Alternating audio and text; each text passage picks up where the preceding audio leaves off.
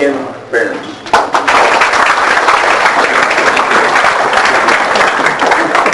Thank you very much for that nice round of indifference. I appreciate that a whole lot. Actually, this is third time back, as a matter of fact. Third time for me. It's amazing. It's a little mind-boggling, you know, when you think about that. 3 times. Wow. Getting easier to find the place. First time I came here, I couldn't find the town. Second time I came here, I couldn't find the building. Third time I came, I realized there ain't no building.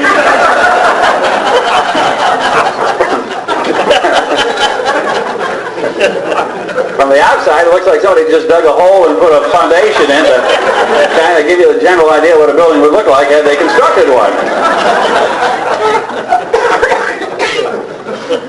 Kind of makes me feel good. There's other people that can't finish a project. I feel right at home.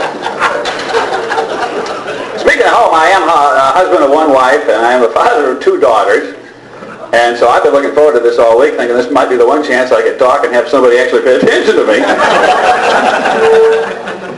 But third time, yeah. You know, whenever you get invited back to speak to a group more than once, you always start to think about it like having to replant in the spring. Kind of excited about the final outcome, but in the meantime, you figure you're going to cover a lot of the same ground. It's a compliment to get invited back. I said to Hank, why in the world did you have me again? And he said, well, Ken, to tell you the truth, until we saw you coming through the door, I forgot we had you before.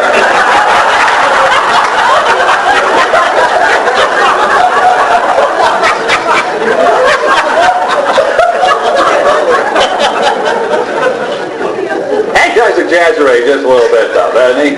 I understand his wife, Pam, has to call the hogs at their house because they won't believe Hank. Hank bought a hog last fall. As a matter of fact, he paid $30 for it, spent $20 to feed it all winter long. He sold it this spring a week ago for $50. So to Hank, I said, you didn't make a nickel on that hog. He said, no, but I had the pleasure of its company all winter long.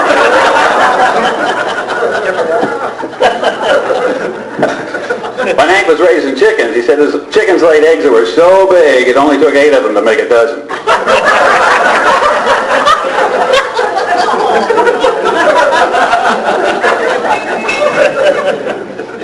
So to Hank, I said, what is it that hens really do on the nest? Is it sitting or setting? I said, Ken, it don't make any difference if they're sitting or setting. What really makes a difference is whether they're laying or whether they're lying.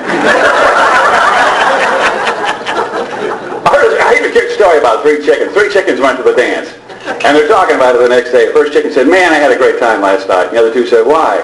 She said, I met this leghorn. Oh, man, could he dance? We danced till the sun came up. Second one said, I had a great time, too. She said, I met this Plymouth Rock. You wouldn't believe it. A Plymouth Rock, we danced till the cows came home. Third chicken said, well, I'm glad you 2 had a good time. And I said, well, didn't you have a good time? She said, no. She said, I met this capon. All he wanted to do was sit around all night and talk about his operation.